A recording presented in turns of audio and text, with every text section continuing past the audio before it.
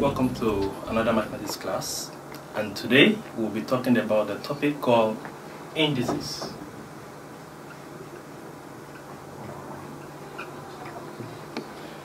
The first thing I want to say to you is that we need to know the reason why we're going to be studying indices so that we can actually put our mind to it, number one, and we must be able to know it and make use of it whenever it is required of us. Now, this is mathematics, and mathematics deals majorly with numbers. Now, there is need for us to know how to make use of numbers in different forms. Indices is providing us an opportunity to make use of numbers in a particular form, and that is what indices is all about. Now, come with me and see. When we have A, which is a number, this number, I'm using A to represent a number, mind you, this number can be expressed in this form. We say it equals to b raised to the power of n. I will need to define these things for you one by one. I say A is the number. Now, on the other side, I'll call B to be, B is the base, and N is the power, so I call it power, or you call it the index.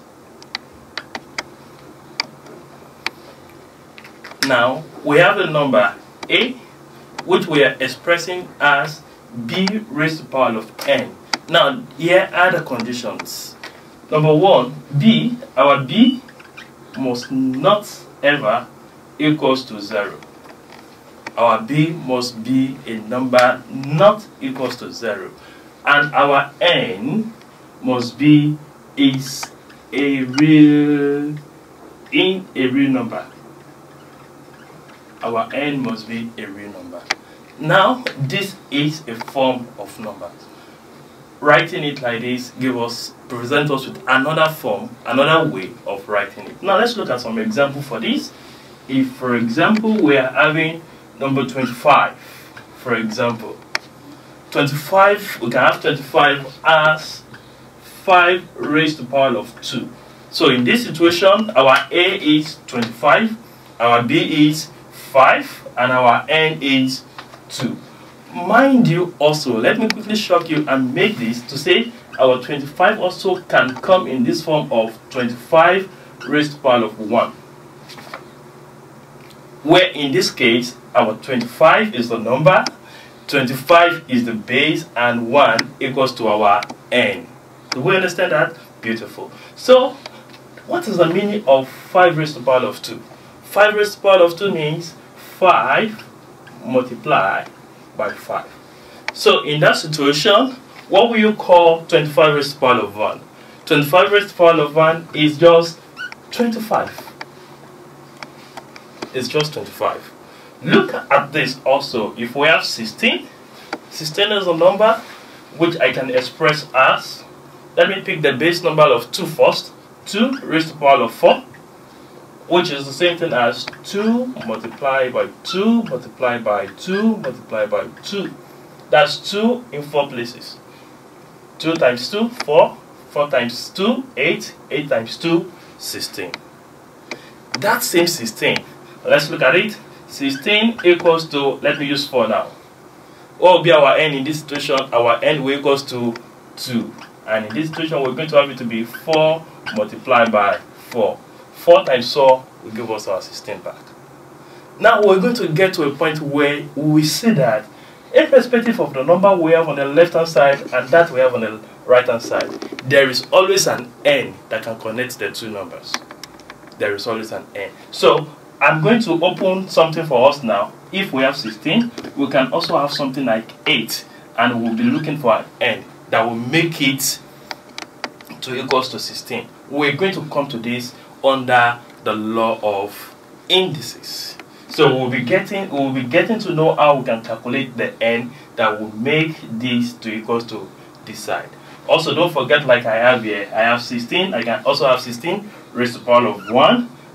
16 equals to 16 raised to the power of 1.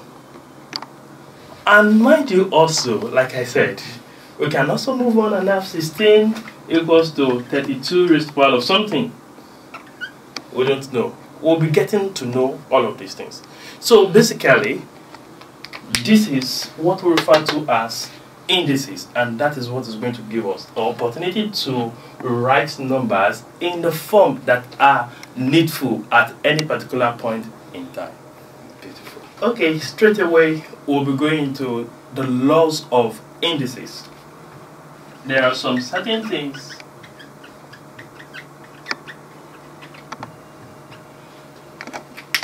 here are the laws that are guiding how we're going to be operating our numbers that we have in the form that I've shown you earlier.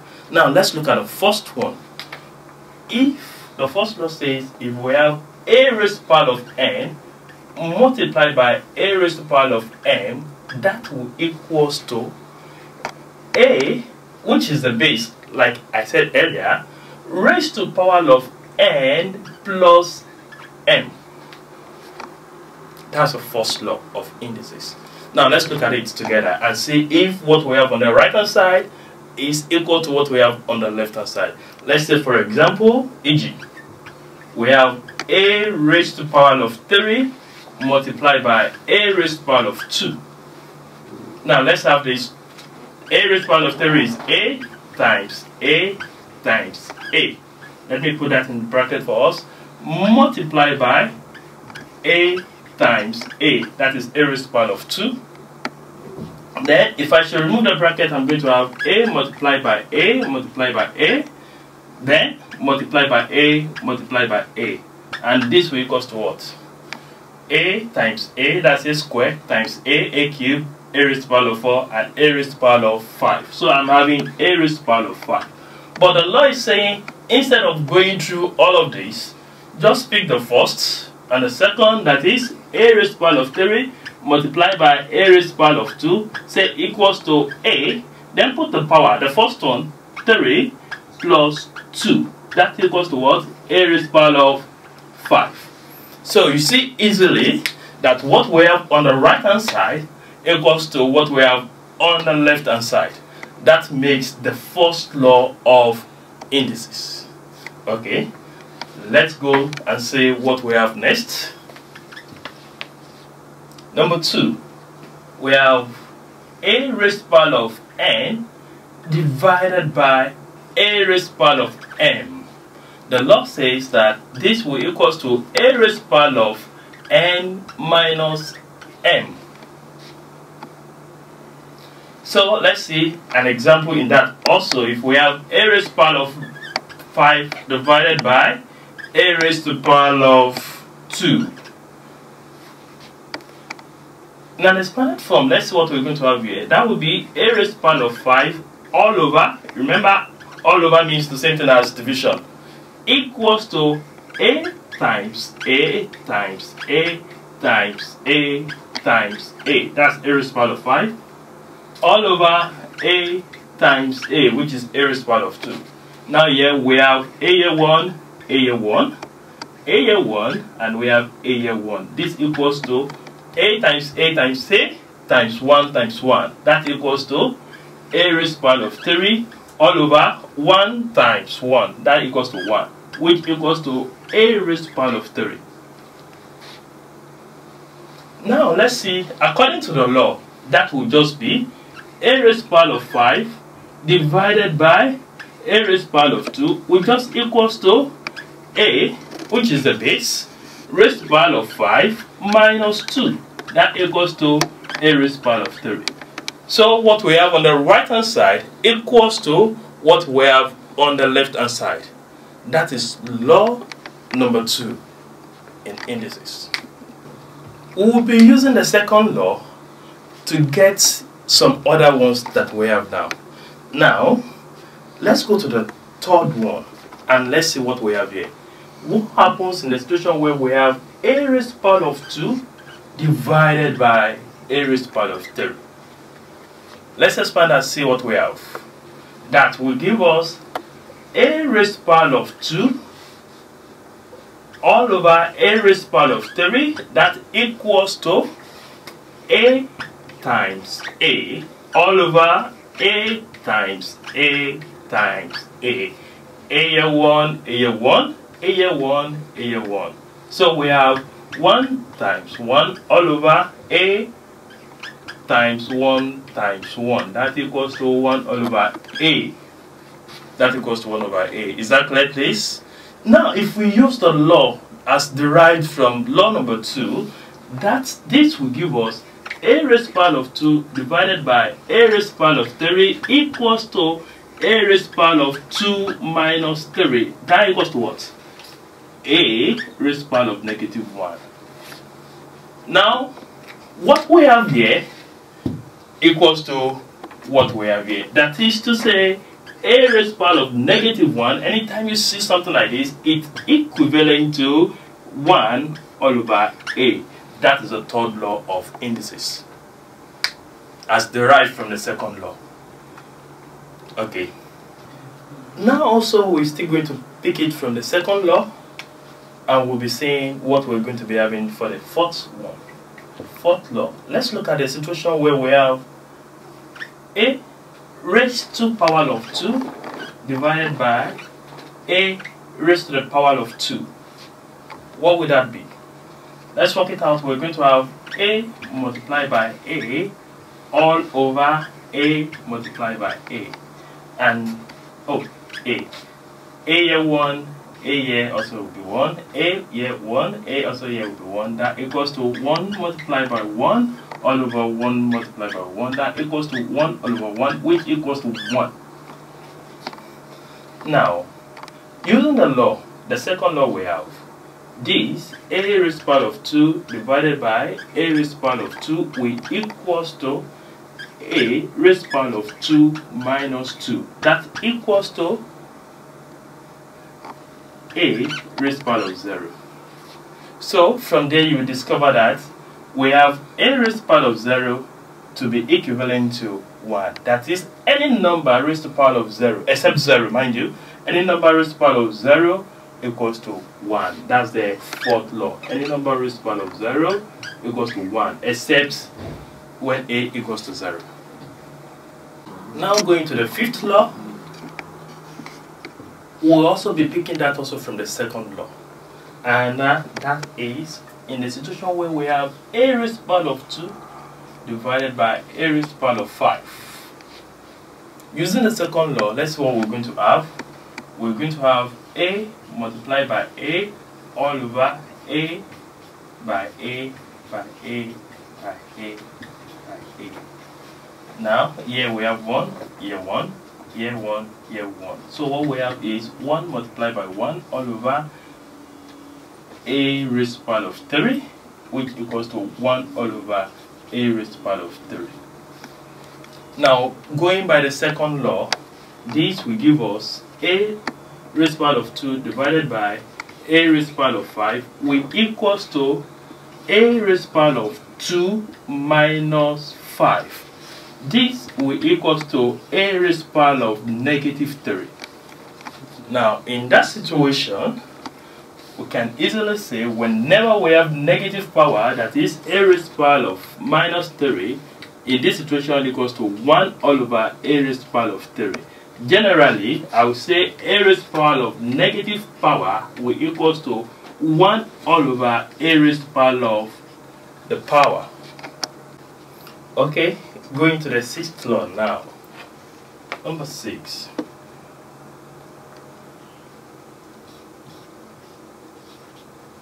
When we have something like this, square root of a, if I should multiply square root of a by another square root of a, this will equals to a. Square root of a multiplied by square root of a equals to a. Now let me say square root of a, let that equals to a raised to the power of p, for example.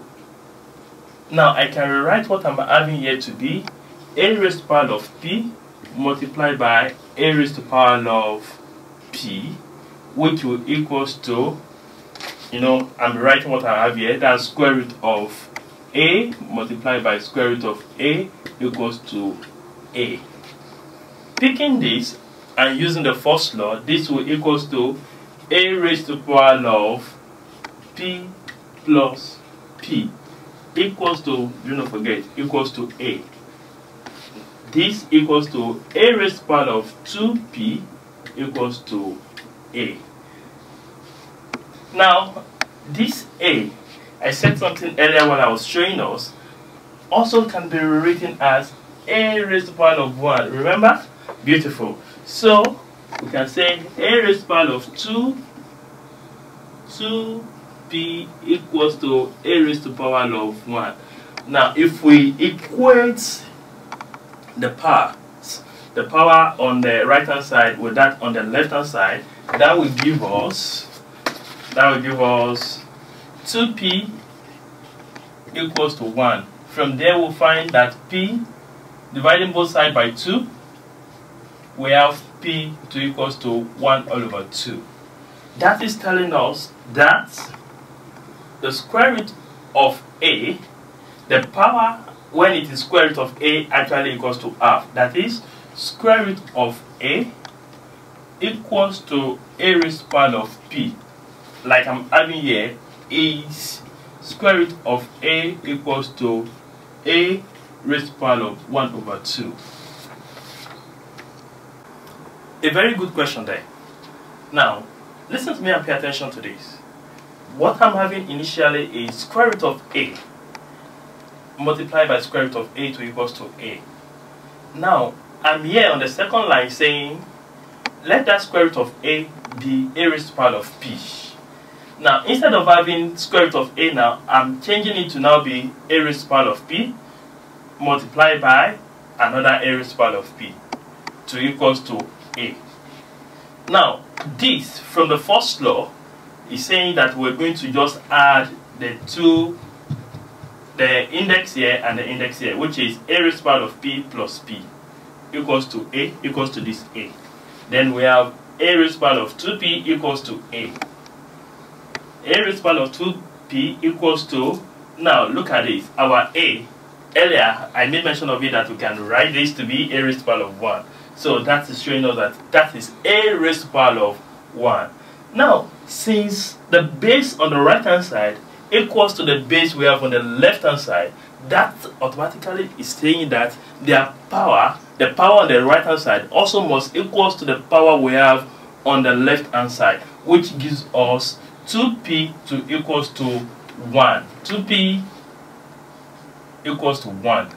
So dividing both sides by 2 will give us p equals to 1 over 2.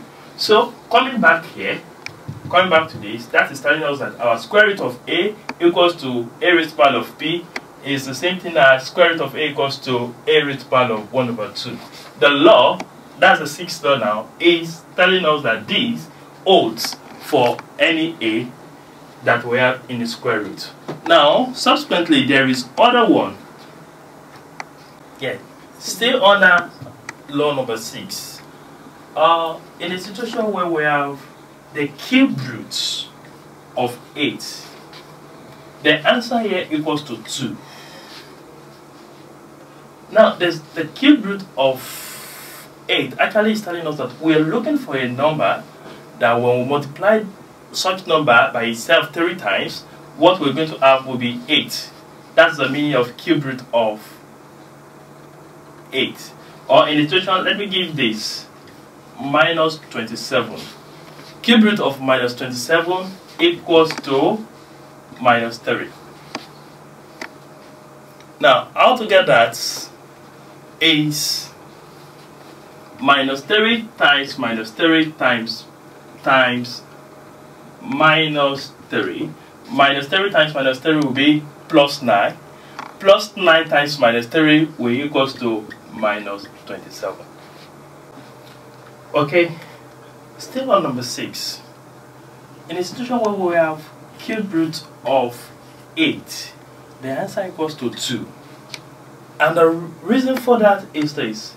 Cube root of 2 is actually asking for a number that when we multiply it 3 times is going to give us 8. In this situation, when we have 2 by 2 multiplied by 2, 2 times 2 equals to 4, 4 times 2 equals to 8. That is the reason why it's 8. Or in the situation where we have cube root of minus 27. Cube root of minus 27 is, we are looking for a number that when we multiply it 3 times is going to give us minus 27. That number actually is minus 3. That is, we have minus 3 by minus 3 times minus 3. Minus 3 times minus 3 will equals to plus 9 times minus 3 will equals to minus 27. Anytime you're multiplying a negative number with a positive number, the result always will be negative number, minus 27. Okay, but this, that when you have positive times positive, the result will always be positive. When you have negative times positive, the result will always be negative. When you have positive times negative, the result will be negative. And when you have negative times negative, the result will be positive. Now, do not forget your sign operation always. They are very, very important when it comes to mathematics. Okay. Now, from what we're looking at, law number 6. Earlier I showed you that when we have a raised to the power of square root of a will equals to a raised to the power of 1 all over 2. Now, from the other ones, when you have n roots, irrespective of what the root is, n actually is representing a root. When you have n root of a, the result will always be a raised to the power of 1 all over n. When you have n root of a, the result will always be this. Also, let me take it a step further and tell you that anytime you have, coming from the other side now, a raised to the power of m all over n, the result will be n roots of a raised to the power of m, or n roots of a all raised to the power of m. That is law number 6. Law number 7 now. When you have a situation where you have a raised to the power of n, everything inside the bracket now raised to the power of m. That is the same thing as saying you have a raised to the power of n times m. Please, do not forget, don't mix it up with law number 1. They are not the same thing. Here we are multiplying, the other time we are adding. It is very, very important. Please don't mix them together. Okay, beautiful. Let's look at some example in this situation and see what we're going to get. In the situation where we have a raised to the power of 2, or in the bracket raised to the power of 5. This is the same thing as saying we have a raised to the power of 2 times a raised to the power of 2 times a raised to the power of 2 times a raised to the power of 2 times a raised to the power of 2. 1, 2, 3, 4, 5. Now, if we have this, a raised to the power of 2 by itself is what? A raised to the power a times a. Times a raised to the power of 2 is a times a. Times a raised to the power of 2, which is a times a. Times a raised to the power of 2 is a times a times a times a. All of that will give us 1, 2, 3, 4, 5, 6, 7, 8, 9, 10. A raised to the power of 10. Instead of this long line, the law is telling us that what you just need to do is pick it up, say a raised to the power of 2 raised to the power of 5 is just a raised to the power of 2 times 5, which equals to a raised to the power of 10. That is the 7th law, the last of it all. Having seen a lot of A's, M, N, and they look so abstract, now actually it's just for us to generalize that any number whatsoever can fit into what we're doing so far. Now we want to look at some examples and see how we're going to be solving them easily. Now, this says we should simplify. Number 1, we are simplifying 16 raised to the power of 1 all over 2. which law are we going to be making use of in this situation according to what we have so far? Beautiful. We'll be making use of a raised to the power of 1 over 2 equals to square root of a. So in this situation, let's see what that will be. If this equals to this, and we have 16 raised to the power of 1 over 2, that means our 16 raised to the power of 1 over 2 will equals to square root of 16. That will equals to 4. So the answer for this equals to 4. Beautiful. As simple as. Okay, let's check another one and see what happens if we have 3a multiplied by 4a raised to the power of 3. Now, there is need for us to have a good understanding of what we're going to do here. Now, let's look at our 3a. Our 3a, the meaning of 3a is 3 multiplied by a times what we have in here. 4a on its own means 4 times a. Then we'll have it raised to the power of 3. That sounds we're going to be having 4a times 4a times 4a. But doing this, that means we're not using the law we have just proven. To use the law we have just proven, what are we going to do? We're going to have 3 by a, which is 3a, times what we have here. What do we have there? That will give us 4 raised to the power of 3, 4 raised to the power of 3 times a raised to the power of 3, a raised to the power of 3. Do we understand that? Do we understand that? Beautiful. So, we're going to be dealing with a number separately, and we're going to be dealing with our a's that we have also separately. So, we're going to have 3 times 4 raised to the power of 3 times a raised to the power of 3. So from there, we have 3 times 4 raised to the power of 3 is 64. So we have 3 times 64. Then we have times a into bracket of 1 plus 3. Do we understand that? Using the first law. Using the first law. Beautiful. So we have 3 times this. We have 2 times a raised to the power of 4. So we have 192 multiplied by 192a raised to the power of 4. Is that clear, please? Beautiful. Now, let me say this, that you see here what we're trying to do is we're looking for terms that are the same. Here we have numbers, here we have alphabets. We are trying to collect what the like terms. 3 and 4 are of the same group, of the same kind, while A and A are of the same kind. So we're trying to collect the like terms there. Thank you. Example number 3. We have 7 raised to the power of negative 2. And we have to simplify that. What do we do? 7 raised to the power of negative 2. Which of the laws are we going to be making use of in this situation? Beautiful. We're going to make use of the law which says when we have a raised to the power of negative index, that will equal to 1 all over a raised to the power of n. Then in that situation, here we have 7 raised to the power of negative 2. That will give us 7 raised to the power of negative 2 to equals to 1 all over 7 raised to the power of 2. And 7 raised to the power of 2 equals to 49. 1 all over 49. 1 over 49.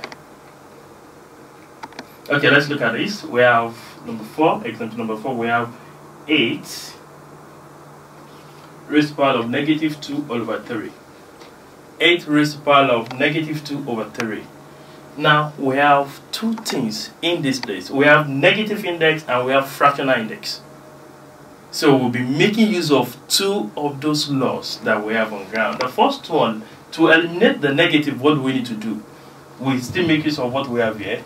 So, this will equal straight away to 1 all over 8 raised to the power of 2 all over 3.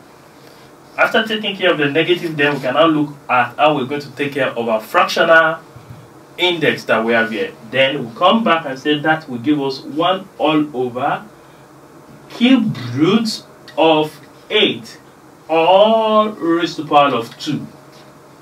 So that will equals to 1 all over, what is cube root of 8? Beautiful, 2. So we have 2 raised to the power of 2. That equals to 1 all over 4. Now look at it. You know, earlier I said that we're going to be dealing with a negative index and a fractional index. The negative here makes the index to be negative, and 2 over 3 is fractional. That makes it a fractional index. So we deal with them one by one. 1 all over everything we have here takes care of the negative, while what we have here now takes care of the fractional index. This example says we should rewrite the following, and let's see how we can write this. We have, that's example number 5. We have a raised to the power of negative 2. What we have there is a negative index. That is very simple. What we do to write this, that is simple. We just have what? 1 all over a raised to the power of 2. And that is it. That's how we are going to write this. Okay, we have number 6, that is, we are writing this also minus 2 all over 3. Like we have earlier. What we have here is the negative give us a negative index, and 2 over 3 is giving us a fractional index. But mind you, please note this very well.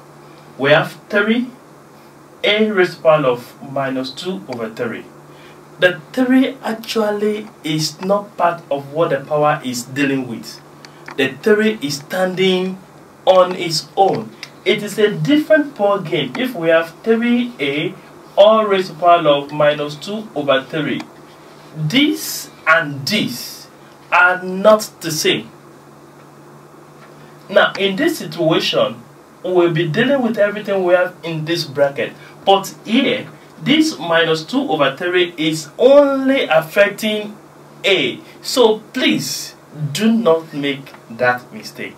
Thank you. Okay, so in dealing with this, what we have here now will just be 3 times a raised to the power of minus 2 all over 3. So we'll be dealing with a all by itself. This will equal to 3 times, to take care of the negative, that will be 1 all over a raised to the power of 2 over 3. Now to take care of the fraction, that will be 3 times 1 all over cube root of a all raised to the power of 2. Now making it pretty, this is 3 all over 1. Do we agree with that? Beautiful. So we have 3 times 1, that gives us 3 all over 1 times everything here, that gives us cube roots of a raised to the power of 2. Example number 7 now. Okay, beautiful. This says AB all raised to the power of negative 1. Now we can see this now. This negative 1 as power is affecting everything we have in this bracket. This and this is simple, so simple. What are we going to have there? That will just be, to remove the negative, we have 1 all over AB. You might not put the 1 there again. Why? Because anything raised to the power of 1 equals to that same number. Beautiful, beautiful. So number 8, let's see number 8. Let's solve some equations. This one says solve the following equation. We have a raised to the power of 1 over 2 equals to 3. We want to find the value of a.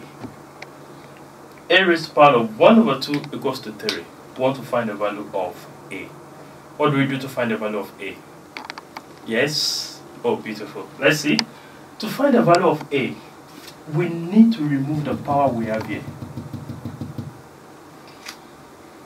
To find the value of a, I'm going to be teaching you 2 methods to actually to do this.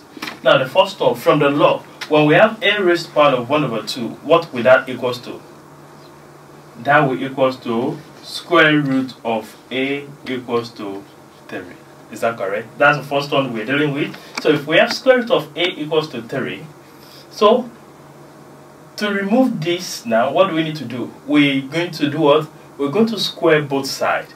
We square both sides. That's it. We have square root of a raised to the power of 2 equals to And you know, whatever you're doing to the right hand side, you must do the same to the other side. So we have 3 raised to the power of 2. So in this situation, we're going to be having A equals to 9. A equals to 9. So, a very good question there. How to take care of these square roots? Look at it carefully. What we have there is square root of A raised to the power of 2. And the meaning of this is square root of A multiplied by square root of A. Square root of A multiplied by square root of A, like we discussed earlier, equals to what? Equals to A. So the square root actually is taking care of this. The square is taking care of the square root. Actually, they are words and opposite. They are opposite operation. So one is taking care of the other. So we have A to equals to 9. Example number 9. We have 5 raised to the power of x minus 1 equals to 125. We are solving to find the value of x. We have x raised to the power of x minus 1 equals to 125. I want to find the value of x. Now in this situation, what you're going to do is, what we have on this side is 5. The base we have on this side is 5. What you're going to think of first and foremost also is how you're going to make what you have on the other side also to have the same base. So if we're going to write this in the index form, having base 5, what would that be? That would be 5 raised to the power of 3. So we're going to have this as 5 raised to the power of x minus 1 to equals to 5 raised to the power of 3. Mind you, when we have 5 raised to the power of 3, that equals to 5 times 5 times 5. 5 times 5 is 25. 25 times 5, that equals to 125. Okay, so the base here is 5. The base here is 5. And if this equality sign is connecting them, that tells us that the power we have here equals to the power we have here. That says we have x minus 1 equals to 3. And x equals to 3 plus 1. X equals to 4. That is the value of x to make this equation the same. Now the last example we have here, we have 7a, 7 raised to the power of a equals to 343. 7 raised to the power of a equals to 343. Now, just like this, what we're having here, the base here is 7. What we're going to be thinking of first and foremost is how to make the base here also to be the same as what we're having here. So what will be 343 in such a way that it's going to have, you know, like we started with this. So now we have 343 and we want the base to be 7. What will be the power? We need to think carefully about that. And in that situation, what we're going to have is our n will be 3. That is 7 raised to the power of 3 equals to 7 times 7 times 7. 7 times 7 equals to 49. 49 times 7 equals to 343. So we're going to write this as 7 raised to the power of a equals to 7 raised to the power of 3. So simple from that point. Since what we're having here, the base here is 7 and the base here is 7, definitely the power here also must be equivalent to the power we have on the other side. That tells you that a equals to 3. That brings us to the end of the class for today. Thank you and God bless you. Yes, a beautiful one there. Why do we need to go all the way out to study this topic called indices? The truth of the matter is, indices happens to be a tool in mathematics. A tool that will make use of, that you're going to make use of all along your study of mathematics. So it is very essential for us actually to know that. One. Another thing, you know, as we're going through the laws, you will see that the law actually is there to save us a lot of headache, doing the long writing, long calculation. When you have the law, it helps you to think fast, it helps your thinking ability, which actually in real life is a plus. It helps you to be sharp at whatsoever it is you're doing. So when you study indices, it gives you this ability of a sharp mind. So it goes a long way when you have a good understanding of indices. Thank you.